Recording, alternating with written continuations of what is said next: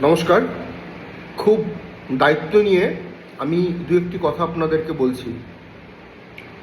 আপনারা দেখবেন ইউটিউবের দৌলতে হোক বা ফেসবুকের দৌলতে হোক, সোশ্যাল মিডিয়ার দৌলতে হোক, কিছু কিছু মানুষ তারা নিজেদেরকে সো কল্ড অ্যাস্ট্রোলজার বলেন, তারা কিছু কিছু তথ্য আপনাদেরকে দেয়। ইচ্ছে পূরণের জন্য এগুলো করুন, প্রাপ্তির জন্য এই রাশির ভালো, এই টোটকাটা করলে আপনার এই প্রাপ্তি ঘটবে।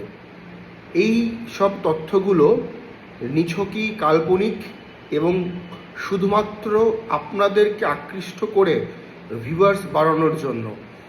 এর সাথে প্রকৃত জ্যোতিষশাস্ত্রের কোনো সম্পর্ক বা কোনো মিল নেই।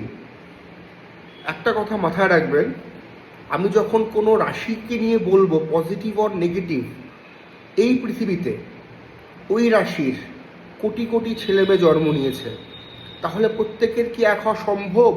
প্রশ্ন করুন। সম্ভব কিন্তু নয়। রাশি হতেই পারে এক, কিন্তু গ্রহগত অবস্থান, নক্ষত্রিক ভিত্তি করে তার ডিগ্রিগত অবস্থান, দশান্তর্দশা প্রত্যন্ত দশা কারো সাথে কারো এক হয় না। কেউ মিসগাইড হবেন না। জ্যোতিষকে বুঝুন, জ্যোতিষ শাস্ত্রের পাশে থাকুন, ভালো জ্যোতিষীদের অ্যাডভাইস নিন, তবেই আপনার জীবনে শুভ পরিবর্তন ঘটবে। দীর্ঘদিন ধরে যদি আমরা কোনো উপাচার করি, উপাচার টোটকার উপাচার এক জিনিস নয়, সেই উপাচারের প্রভাবে আমাদের মধ্যে, আমাদের পঞ্চতত্ত্বে পজিটিভিটি বৃদ্ধি ঘটে, এর বাইরে কিছু নয়। নমস্কার।